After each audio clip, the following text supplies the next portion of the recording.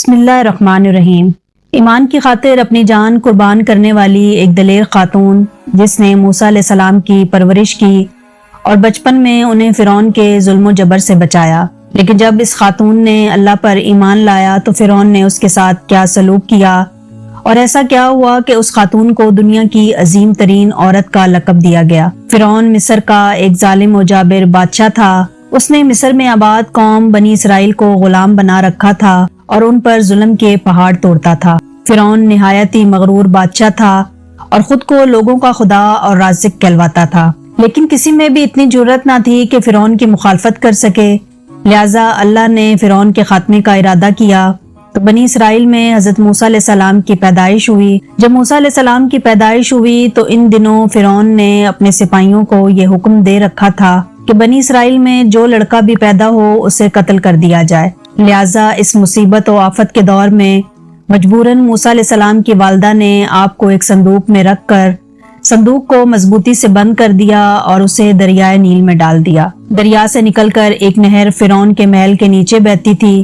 اللہ کی قدرت یہ ہوئی کہ یہ صندوق دریائے نیل سے بہتے ہوئے اس نہر میں چلا گیا۔ اس وقت نہر کے کنارے فرعون کی بیوی آسیہ بنت مزاحم بیٹھ کر نہر کا نظارہ کر رہی تھی۔ آسیہ ایک خوبصورت اور نیک دل خاتون تھی۔ وہ کسی بیماری سے شدید تکلیف میں تھی۔ فرعون نے اس کا بہت کچھ علاج کروایا لیکن ناکام رہا۔ کہتے ہیں کہ کاہنوں نے اسے بتایا تھا کہ اے فرعون، ہم پیشن گوئی کرتے ہیں کہ اس دریا میں سے ایک آدمی تیرے محل میں داخل ہوگا، اگر اس کے منہ کی رال اس بیمار خاتون کے جسم پر مل دی جائے تو اسے شفا ہو جائے گی۔ چنانچہ جب نہر میں بہتے اس صندوق پر آسیہ کی نظر پڑی تو اس نے ملازمین کو اسے نکالنے کا حکم دیا۔ جب وہ صندوق کو پانی سے نکالا گیا اور اسے کھولا گیا اور ملکہ نے اس بچے کو دیکھا تو اسے یوں محسوس ہوا کہ ایک بجلی سی چمکی ہے جس نے اس کے دل کو منور کر دیا ہے۔ آسیہ کے دل میں اس بچے کی محبت نے گھر بنا لیا۔ اس بچے کا لاب دہن جیسے ہی اس کے ہاتھوں پر پڑا تو انہیں شفا ہو گئی۔ فرعون کی بیوی آسیہ کے بدن سے کوئی لڑکا نہ تھا اور وہ بے اولاد تھی، لہٰذا اس پاک دل خاتون کی ممتا جاگ اٹھی اور اس نے موسیٰ علیہ السلام کو گود لے لیا۔ اس طرح اللہ کی قدرت سے موسیٰ علیہ السلام کی پرورش اسی فرعون کے محل میں ہوئی جس نے آپ علیہ السلام کے ہاتھوں سے ہلاک ہونا تھا۔ دراصل لفظ فرعون اس دور میں مصر کے بادشاہ کا لقب ہوا کرتا تھا۔ موسیٰ علیہ السلام کے قصے کے سلسلے میں دو فرعونوں کا ذکر آتا ہے، ایک وہ جس کے زمانے میں آپ پیدا ہوئے اور جس کے گھر میں آپ نے پرورش پائی، اور دوسرا وہ جس کے پاس آپ ایمان کی دعوت اور بنی اسرائیل کی آزادی کا مطالبہ لے کر گئے اور جو سمندر میں غرق ہو گیا۔ لہٰذا بی بی آسیہ کا خاوند جس نے موسیٰ علیہ السلام کو اپنے محل میں رکھا، اس فرعون کا نام رامسس ثانی بتایا جاتا ہے۔ دراصل بی بی آسیہ ریان بن ولید کی پوتی تھی۔ ریان بن ولید وہی بادشاہ تھا جو یوسف علیہ السلام کے دور میں عزیز مصر تھا اور اس نے حضرت یوسف علیہ السلام پر ایمان لایا تھا۔ جب مصر پر قبطی خاندان کی حکومت آئی تو فرعون نے اپنی طاقت کے زور پر بی بی آسیہ سے شادی کر لی اور انہیں دھمکی دی کہ اگر انہوں نے شادی سے انکار کیا تو ان کے والدین کو قتل کر دیا جائے گا، لیکن شادی کے بعد بھی اللہ نے حضرت آسیہ کو فرعون کے شر سے محفوظ رکھا اور وہ آپ پر قادر نہ ہو سکا۔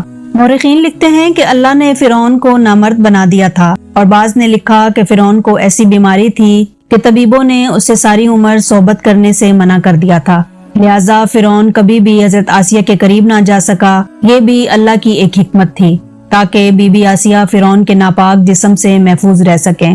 بہرحال حضرت موسیٰ علیہ السلام کی پرورش فرعون کے محل میں کسی شاہی فرد یا شہزادے کی مانند ہوئی۔ ہر طرح کی آرام و آرائش آپ کے لیے دستیاب تھی، لیکن قبطیوں کے درمیان زندگی گزارنے کے باوجود موسیٰ علیہ السلام فطری طور پر ان سے مختلف کردار کے مالک تھے۔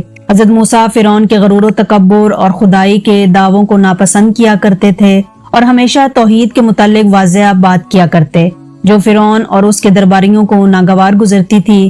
بہت جلد وہ وقت بھی آ گیا جب اللہ نے حضرت موسیٰ علیہ السلام کو نبوت عطا کی اور آپ فرعون کے دربار میں اسلام کی دعوت لے کر تشریف لائے۔ اس وقت فرعون کے مطالبے پر جادوگروں اور موسیٰ علیہ السلام کے درمیان سحر کا مقابلہ ہوا، جس میں حضرت موسیٰ علیہ السلام کا عصا مبارک حقیقی سانپ میں تبدیل ہو گیا اور جادوگروں پر حق واضح ہو گیا کہ یہ اللہ کے سچے رسول ہیں جنہیں ہماری ہدایت کے لیے بھیجا گیا ہے، جبکہ فرعون اپنی انا اور غرور پر قائم رہا اور موسیٰ علیہ السلام کی دعوت کا انکار کر دیا۔ اسی دربار میں بی بی آسیہ بھی موجود تھیں، لہٰذا آپ نے جب یہ سنسنی خیز منظر دیکھا تو آپ کے دل میں فوراً حق کا نور چمک اٹھا اور آپ موسیٰ علیہ السلام پر ایمان لے آئیں۔ بی بی آسیہ فرعون مصر کی بیوی اور ملکہ تھیں، آپ کے پاس مال و دولت تھی، لیکن اس کے باوجود آپ غرور و تکبر کا شکار نہیں تھیں، بلکہ آپ کا دل غریبوں کی محبت سے سرشار اور ان پر شفقت اور مہربانی کے جذبے سے معمور تھا۔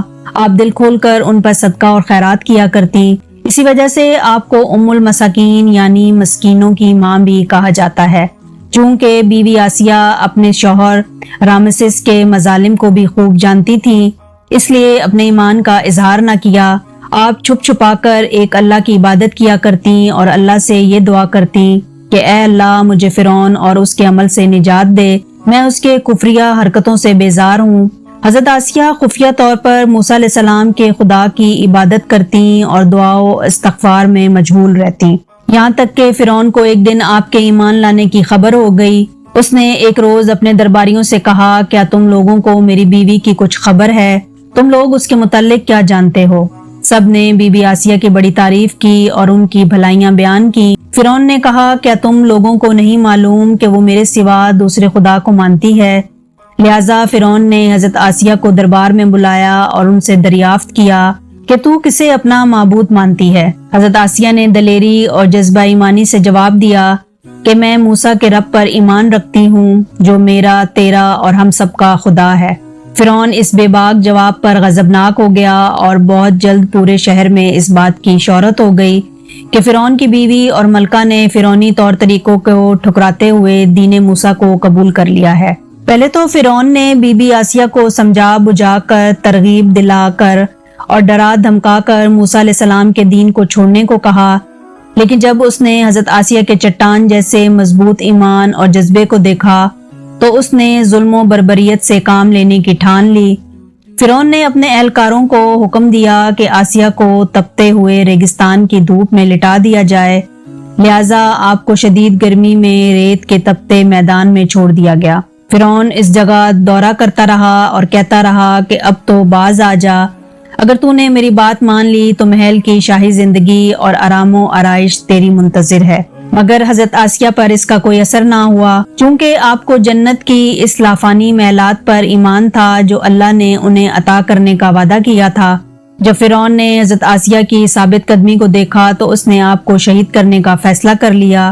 اس نے اپنے سپاہیوں کو حکم دیا کہ بڑی سے بڑی چٹان کہیں سے اٹھا لاؤ اور آسیہ کو چت لٹاؤ اور وہ چٹان اس پر گرا دو۔ لہٰذا جب یہ لوگ پتھر لائے اور حضرت آسیہ کو لٹایا گیا تو آپ نے آسمان کی طرف نگاہ اٹھائی تو پروردگار نے حجاب ہٹا دیے اور جنت کو اور وہاں جو محل ان کے لیے بنایا گیا تھا اسے انہوں نے اپنی آنکھوں سے دیکھ لیا۔ آخرکار اس پتھر کو آپ پر گرا دیا گیا اور آپ کی روح پرواز کر گئی۔ حضرت آسیہ کے فضائل احادیث مبارکہ میں کچھ ان الفاظ سے آئے ہیں کہ رسول اللہ صلی اللہ علیہ وسلم نے فرمایا، مردوں میں سے تو بہت سے درجہ کمال تک پہنچے، لیکن عورتوں میں سے سوائے فرعون کی بیوی آسیہ اور عیسیٰ علیہ السلام کی والدہ مریم بنت عمران کے اور کوئی عورت درجہ کمال تک نہیں پہنچی۔ اس طرح ایک اور روایت میں آتا ہے کہ آپ صلی اللہ علیہ وسلم نے فرمایا، جنتی عورتوں میں سب سے افضل خدیجہ بنت خویلد، فاطمہ بنت محمد اور فرعون کی بیوی آسیہ بنت مزاحم اور عیسیٰ علیہ السلام کی والدہ مریم بنت عمران ہے۔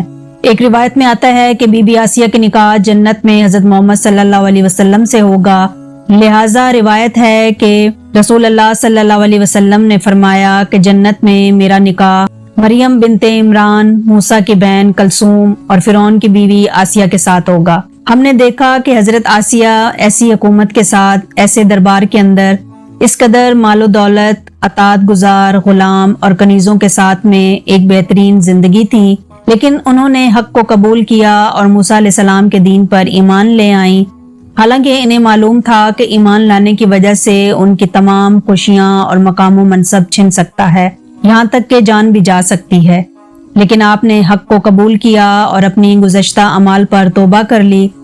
بلا شبہ توبہ کرنا اور ایمان پر مضبوطی سے قائم رہنا کوئی آسان عمل نہیں، لیکن جو شخص بھی اس دنیا کی مشکلات سے گزارا کر کے اللہ کی اطاعت کرے گا اور انسانوں کے بجائے اللہ سے ڈرے گا تو آخرت میں اس کے لیے بہترین لافانی زندگی ہے۔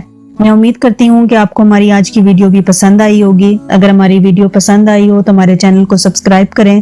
ملتے ہیں نیکسٹ ویڈیو میں، تب تک کے لیے مجھے دیں اجازت۔ اللہ حافظ۔